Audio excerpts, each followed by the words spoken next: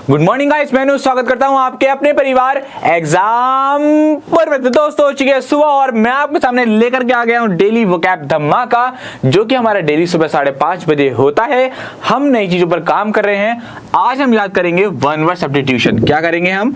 One word substitution. Clear हो रही है बात यहां तक?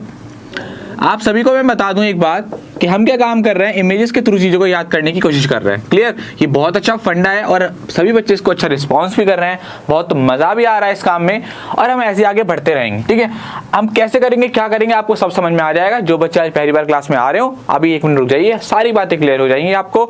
और उससे पहले बस मैं आपको एक बात बता दूँ बहुत ध्यान से, जैसे कि मैं आपको डेली एक बात बताता हूँ कि अपनी एग्जाम्पल की जो टेस्ट सीरीज है बच्चों आ चुकी है, आप सभी इसको लीजिए, आपको बहुत फायदा मिलेगा। आप यकीन मानिए, आप इस बात पर ट्रस्ट करिए कि बहुत बेहतरीन टेस्ट सीरीज है, बहुत अच्छे यहाँ पर क्वेश्चंस हैं। आप चाहे सीजीएल की तैयारी करो, चाहे सीजीएल की, जहां पर भी आपके जो भी एग्जाम हैं, आपको यहाँ सारी टेस्ट सीरीज अवेलेबल है। आप एक बात हमेशा याद रखिएगा, आप चीज़ों को बहुत ज़्यादा याद तो कर लेते हैं, पढ़ भी लेते हैं, लेकिन उसको अप्लाई नहीं कर पाते, यानी कि उसको इम्प्लीमेंट नहीं कर पाते। तो इसलिए अगर आप जो सीखे हो वो कितना सीखे हो ये आपको कैसे पता चलेगा? हमारे टेस्ट के थ्रू। तो जो डिस्क्रिप्शन है वहाँ पर इसका एक लिंक दिया हुआ है, आप उस लिंक पर क्लिक करो। अगर आपको कोई भी दिक्कत होती है तो व्हाट्सएप नंबर है, आप बेझिझक होकर वहाँ कॉल करो। एक नहीं 10 बार पूछो कि सर कैसे लेनी टेस्ट सीरीज, आपको सब सारी बातें बता दी जाएंगी। क्लियर हो रही बात? तो चलिए अपने टॉपिक पर आते हैं। मैं सर से बोलूँगा सर पहली इमेज लगा दीजिए। आप एक बात हमेशा याद रखिए कि हमारा जो माइंड है वो हमेशा इमेजेस में सोचता है। जैसे मैं आपसे बोलूं मोबाइल फ़ोन, जैसे मैंने आपसे बोला मोबाइल फ़ोन, तो आपके माइंड में मोबाइल की इमेज बन गई है। हमारा जो माइंड है हमेशा पिक्चर्स में सोचता है, तो इसी मतलब ये बेहतर तरीका है। इसलिए मैंने सोचा कि आपको वर्ड भी इमेजेस में याद कराया जाए ताकि आपको चीज़ें आपके माइंड में फिक्स हो जाए।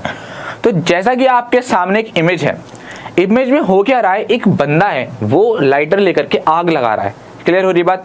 तो आपको अपने माइंड में एक इमेज सेट कर लेनी है कि सर ने बोला कि कोई जो है वो यहाँ पर आग लगा रहा है, किस तरीके से लाइटर से लेकर के आपके सामने एक ये बात आपके माइंड में बन गई। क्लियर हो रही बात? ठीक है, तो हम बढ़ते हैं मेरे क्वेश्चन की तरफ। तो सर क्वेश्चन और इमेज साथ में लगा देंगे। अब देखिए, अब आपके सामने पहला वर्ड जो आपका वन वर्ड सब्स्टिट्यूशन है, यहाँ पर वन वर्ड सब्स्टिट्यूशन को मैंने आज लिया है। रैंडमली हम चीज़ों को चेंज करते जा रहे हैं, कभी सिनोनियम, कभी इडियम, कभी एंटोनियम। आज वन वर्ड ले लिया। ठीक है, तो आज हमारे सामने वन वर्ड है, यहाँ पर वो बोला है अ पर्सन हु डेलिबरेटली, यानी कि जानबूझकर, sets fire to a building, यानी कि वो किसी बिल्डिंग में किसी जगह पर, कहते हैं ना वहाँ पर आगजनी हो गई है, वहाँ पर उसने आग लगा दी है, तो ऐसे पर्सन को क्या कहा जाता है? जो जानबूझकर कहीं पर आग लगा दे। क्लियर हो रही है बात? तो हम यहाँ पर हमारे सामने 4 ऑप्शंस हैं, आर्सोनिस्ट, एक्सटॉर्शनिस्ट, हाईजैकर और एसेसिन। तो यहाँ पर सिंपल सी बात है, आप सी और डी तो आराम से कैंसिल कर दोगे, यहाँ तो कोई दिक्कत नहीं है। आप ए और बी में कंफ्यूज होगे, तो बच्चों आपको राइट बात बता दूं कि हमारा जो यहाँ पर आंसर होगा वो होगा हमारा ए। जो पर्सन जो है वो आग लगा देता है उसको बोलते हैं आर्सोनिस्ट। ठीक है, आप इसको बोल सकते हैं कि आगजनी करने वाला। क्या बोलते हैं इसको? आगजनी करने वाला। ठीक है, बहुत लंबा हो जाएगा इसलिए शॉर्ट में लिख देता हूं, दहन अपराधी। क्लियर हो रही बात? उसके बाद हमारा यहाँ पर अगला वर्ड है एक्सटॉर्शनिस्ट। इसको भी देख लेते हैं, हर एक ऑप्शन को देखेंगे, परेशान मत होना, हर एक चीज़ों पर हम बात करेंगे। इसका मतलब होता है आपका डाकू। ठीक है, हाईजैकर आप सभी लोग जानते हैं, चीज़ों को हाईजैक कर लेता है डाकू होता है। अगला वर्ड है यहाँ पर जो डी वाला है वो है एसेसिन।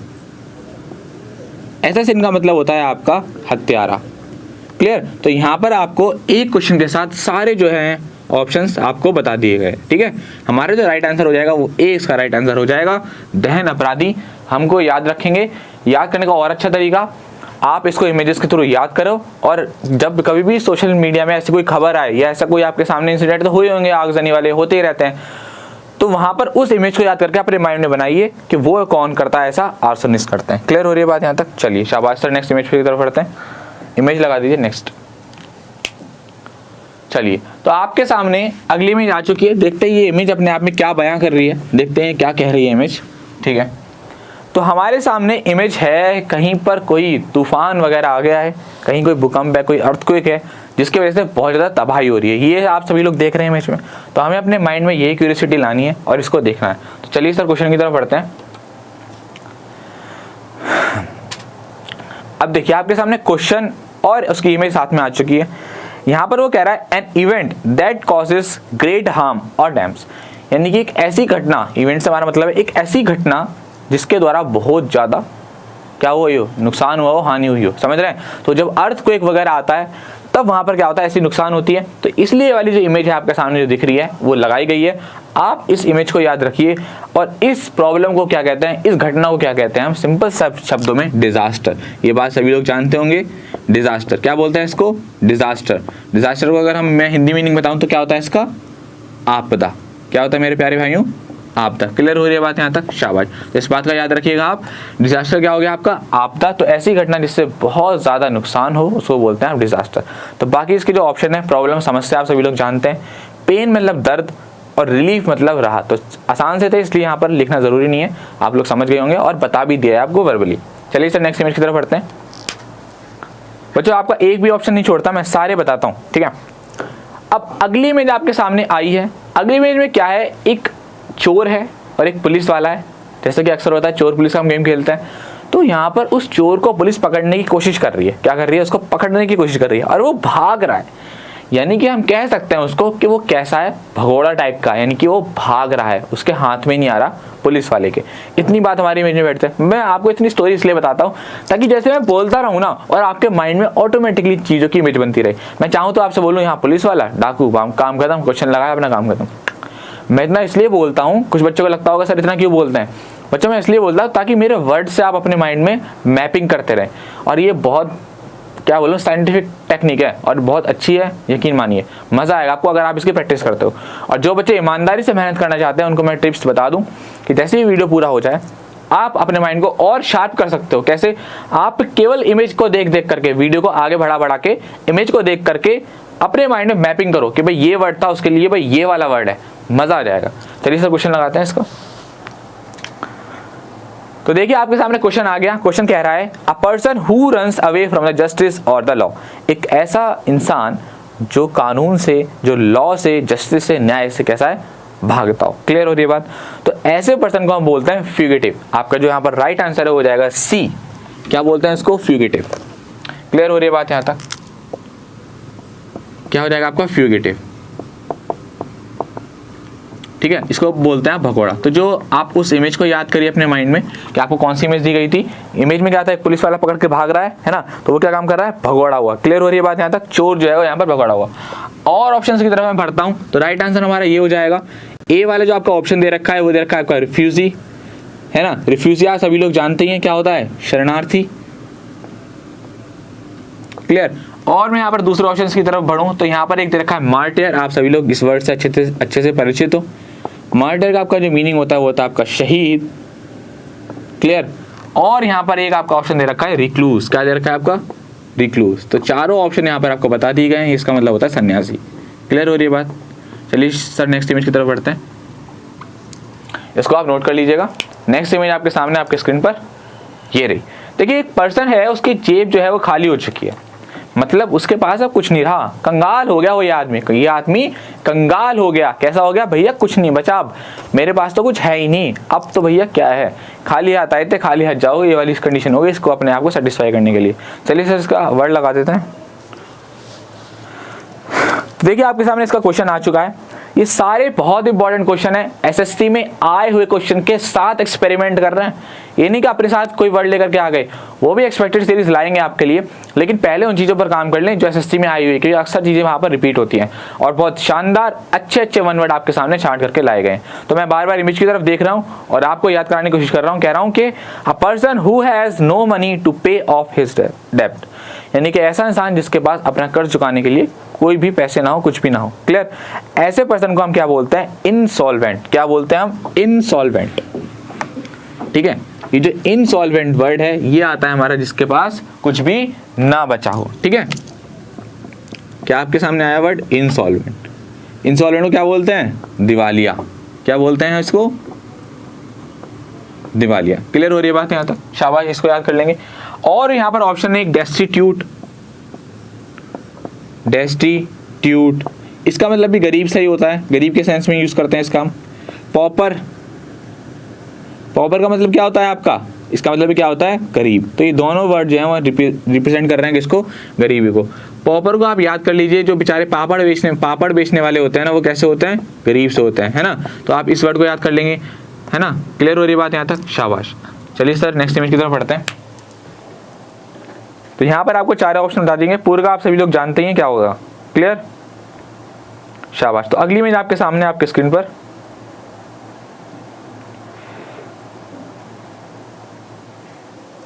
सोचिए, बहुत बढ़िया, वेरी गुड। अगली इमेज में क्या है, है ना, अगली इमेज में क्या है, एक पर्सन है जिसको हम स्पीकर बोल सकते हैं। वो क्या काम कर रहा है, स्पीच दे रहा है। हमें इतनी बात समझ में आ रही है ना, समझ में आ रही है। तो क्या है, एक पर्सन है जो क्या है, स्पीच दे रहा है आपके सामने कि भाई ये स्पीच है, भाई मैं बोल रहा हूँ ये, जैसे कि मैं आपके सामने क्या है रिप्रेजेंट कर रहा हूँ पढ़ाई को, इंग्लिश वोकैब को, ऐसे ये कुछ रिप्रेजेंट कर रहा है। इतनी बात हमें समझ में आ रही है इमेज को। अब इसके तरफ क्वेश्चन की तरफ को बढ़ते हैं। सर क्वेश्चन लगा दी इसके साथ, आ गया। अब देखिए क्वेश्चन आ गया आपके स्क्रीन पर। यहाँ वो बोल रहा है one who speaks for others, एक ऐसा इंसान जो दूसरों के लिए बोलता हो। यानी कि आपने न्यूज़पेपर में पढ़ा होगा वक्ता, वक्ता शब्द पढ़ा है आपने। ये जो वक्ता है, जो प्रतिनिधि है, जो किसको रिप्रेजेंट करता है, उसको हम क्या बोलते हैं, स्पोक्समैन। क्या बोलते हैं हम इसको, स्पोक्समैन। जो किसी भी पार्टी का, है ना, किसी भी मुद्दे का क्या करता है, रिप्रेजेंट करता है, उसको प्रतिनिधि जिसको हम बोलते हैं, उसको हम क्या बोलते हैं, स्पोक्समैन। तो अब आपको इस इमेज को याद करना है और सोचना है ये कैसी इमेज थी स्पोक्समैन की। कैसे करना है, उस इमेज को आंख बंद करिए, सोचिए माइंड में, ये वाली इमेज थी, इसको मैंने क्या बोला, इसको मैंने बोला स्पोक्समैन। वो एक पुलिस वाला भाग रहा था एक चोर के पीछे, वो कैसा था, भगोड़ा था, तो मैंने उसको क्या बोला, फ्यूगिटिव। इस तरीके से आप याद करो। एक आपका क्वेश्चन आया था, वो पर्सन आग लगा रहा है, उस आग लगाने वाले लाइटर को याद करो, और वो क्या कह रहा है, आर्सोनिस्ट बोल रहा है ना। इस तरीके से मेमोराइज करो यार, मजा आ जाएगा सच में। इमेज को देख करके अपने माइंड को शार्प करो। तो ये आपका प्रतिनिधि मैंने बता दिया। और ऑप्शन इसके यहाँ पर सपोर्टर आप सभी लोग जानते हैं, सपोर्ट करने वाला सपोर्टर हो गया। लीडर जो नेता होता है। नेमिंग मतलब किसी को एक तरीके से सिलेक्ट करना, नाम देना उसको, ठीक है, इस तरीके से यहाँ पर हो जाएगा। ठीक है, चलिए सर नेक्स्ट इमेज की तरफ बढ़ते हैं। अब देखिए आपके सामने अगली इमेज आ चुकी है। नेक्स्ट इमेज में आपको बोल रहा है एक कार है और यहाँ पर वेलोसिटी को क्या करा गया है, रिप्रेजेंट किया गया है। तो यहाँ पर सीधी सीधी बात है, मैं वेलोसिटी के बारे में बात करना चाह रहा हूँ। तो चलिए सर क्वेश्चन लगा देते हैं इसका। ये काफी आसान क्वेश्चन था, सबसे आसान क्वेश्चन था आज का आपका ये वाला। देखिए आपके सामने क्वेश्चन आ गया, बहुत आसान क्वेश्चन, आंसर आपको मिल चुका है इमेज को देख करके। Speed of an object in one direction, एक दिशा में किसी भी ऑब्जेक्ट की चाल, है ना, उसको आप क्या बोलते हो, वेलोसिटी। वैसे मुझे थोड़ा सा कॉन्सेप्ट नहीं पता, लेकिन आपको बता दूं मैं, यहाँ पर बहुत सारे बच्चे ये बोल सकते हैं कि सर इसका पेस हो सकता है, टेम्पो हो सकता है, वेलोड्रोम तो नहीं होगा, खैर वेलोसिटी। अच्छा मैं आपको बारे में पूरी थोड़ी सी बात कर लेता हूँ, ठीक है, इसके ऑप्शन को क्लियर कर देता हूँ, आपको मेरी बात समझ में आ जाएगी। बच्चों पेस का मतलब भी क्या होता है, गति, ठीक है। टेम्पो, टेम्पो का वर्ड भी क्या होता है आपका, गति, क्लियर। और आपका जो सी ऑप्शन है वो क्या है आपका, वेलोड्रोम, है ना। वेलोड्रोम का मतलब होता है ट्रैक, है ना, जिस पर कोई भी स्पीड वगैरह रखती, मतलब इसको ये पाथ के उसमें सेंस में आता है, मतलब एक पाथ जहां पर कोई भी मोशन वगैरह हो रहा हो, उस तरीके से हम यूज करते हैं वेलोड्रोम को, ठीक है, मेरी बात को समझना पूरी। और अगला है आपका वेलोसिटी। वेलोसिटी को क्या बोलते हैं आप, वेग, ठीक है। तो यहाँ पर इसका राइट आंसर हो जाएगा वेग। इसको याद करने का तरीका, टेम्पो को वेलोसिटी आपको याद रहेगा, पेस और टेम्पो में थोड़ी सी दिक्कत आ सकती है। तो देखो पेस को याद रखो आप रेस से, इसकी ट्रिक बना दी मैंने। पेस, रेस, रेस में क्या होता है, स्पीड होती है गाड़ी की, तो आप यहाँ से याद कर लो। टेम्पो को टेम्पो से, हैं, टेम्पो को टेम्पो से याद कर लो, जो 3 व्हीलर होता है ना उस वाले कहते हैं ना उसको टेम्पो। तो यहाँ से आपको भी पता चल जाएगा भी टेम्पो में क्या होती है, स्पीड होती है। लिंक कर सकते हो ना आप चीज़ों को। वेलोड्रोम का आपको बता दिया, ट्रैक, पाथ, है ना, वेलोसिटी आपको याद है, तो आपको यहाँ पर चारों वर्ड याद हो जाते हैं। लेकिन आप याद रखेंगे इसका आंसर होगा वेग। गति और सॉरी पेस और टेम्पो नहीं हो सकता, वो बात कर रहा है वेग, एक ही दिशा में, किसके बारे में, speed of an object in one direction, उसको आप क्या बोलते हो, क्या बोलते हो, वेलोसिटी। ठीक है, क्लियर हो रही है बात यहाँ तक, तो इसको आप याद कर लीजिएगा। इसका क्या आंसर होगा, डी। क्लियर हो रही बात। चलिए सर नेक्स्ट इमेज की तरफ बढ़ते हैं। अब देखिए आप अगली इमेज को देख पा रहे होंगे, है ना, मैं देखता हूँ क्या है ये आपकी अगली इमेज। अगली इमेज में क्या हो रहा है, हाँ अगली इमेज में क्या हो रहा है, आपको जो ये है ना कुछ सलामी वगैरह दी जा रही है, कुछ ऐसा हो रहा है जैसे कि एक कोई ओकेजन होता है जहां पर क्या है फायर वगैरह होती है, तो उस सेंस में ये बोल रहा है। सर क्वेश्चन लगा देंगे।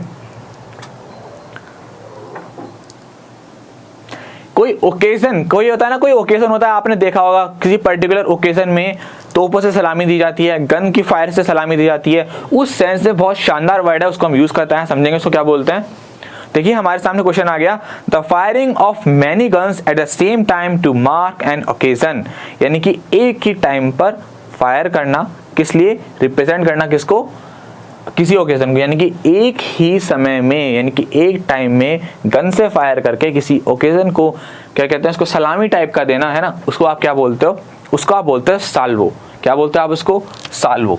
ठीक है, क्लियर हो रही बात यहाँ तक। तो साल्वो जो यहाँ पर आपका आंसर दे रखा है उसका मतलब होता है, देखिए यहाँ पर जो उसके और भी ऑप्शन दे रखे हैं ना, जैसे कि वॉली है ना, और फसिलेट, वॉली और फसिलेट आप क्या ऑप्शन दे रखे हैं, तो ये भी जो है आपका ऐसे ऑप्शन दे रखा है, ऑप्शन नंबर सी। मैं बी के बारे में बात नहीं करता, बी तो आसान है, अटैक सभी लोग जानते हैं इसके बारे में, ठीक है, वॉली, क्योंकि आपको यहाँ कंफ्यूजन हो सकता है, तो मैं यहाँ पर आपका डाउट क्लियर कर देता हूँ। वॉली और आपका अगला क्या है, फुसिलेट। ठीक है, आप याद रखिए ये जो है ना, दोनों का मतलब होता है बौछार, बौछार, लेकिन ये कौन सी बौछार, गोलियों वाली, गोलियों की बौछार। ठीक है, गोलियों की बौछार, इसको बोलते हैं हम वॉली और फुसिलेट के सेंस में। लेकिन ये जो साल्वो होता है इसका मतलब भी गोलियों की बौछार से होता है, क्योंकि हम फायरिंग कर रहे हैं तो जाहिर सी बात है कि गोली की बौछार होनी है। लेकिन बच्चों ये हमारा किसी भी चीज को रेस्पेक्ट देने के सेंस में आता है, यानी कि ये वाले जो दोनों वर्ड हैं वो गोली के बौछार के सेंस में आ सकते हैं, जैसे मान लो कि अटैक हुआ उस सेंस में। लेकिन जो साल्वो वर्ड है वो एक तरीके से बौछार के सेंस में तो आता ही है, इसका मतलब भी बौछार ही होता है एक तरीके से।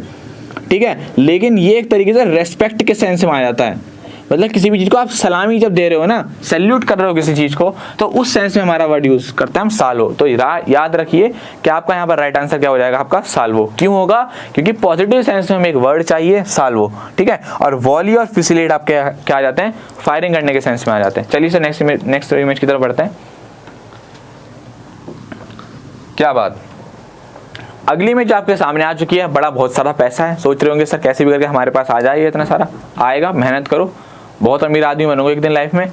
लेकिन चीज़ें जो हैं वो धीरे धीरे होंगी समय के साथ, और आप बोलोगे अपना टाइम आएगा, आएगा, तुम सबका टाइम आएगा, लेकिन थोड़ा सब्र करो, हर किसी की लाइफ में अच्छे दिन आएंगे। जैसे कि मैं छोटी सी बात बोलना चाहता हूँ कि जो अमेरिका के राष्ट्रपति है ना, डोनाल्ड ट्रम्प है इस समय, वो 65 की एज में आकर के बने, और आपके जो ओबामा थे वो 35 की एज में बन गए थे। लेकिन दोनों का जो पद है वो समान है।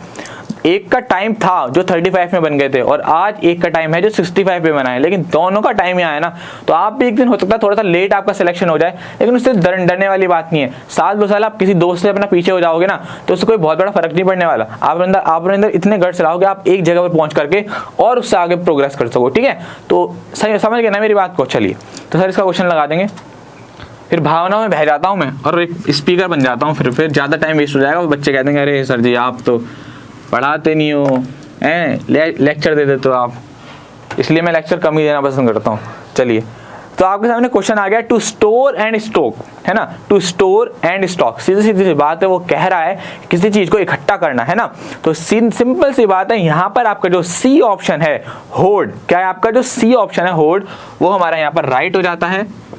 होर्ड का मतलब क्या होता है, किसी भी चीज को इकट्ठा करना, संचय करना, है ना। इसको याद करने का सबसे बेहतर तरीका जो है ना, बैंक होती है ना, बैंक क्या करती है, पैसों को क्या करती है, होर्ड करते हैं, इकट्ठा करती है। जैसे भी आप भी लोग अपनी छोटी छोटी गुल्लक होती है उसमें डालते हैं एक एक सिक्के, तो आप भी क्या करते हो अपने, जब छोटे हो गए अब तो नहीं करते होगे ना, क्या करते हो, पैसों को इकट्ठा करते हो। क्लियर हो रही है बात यहाँ तक। चलिए शाबाश।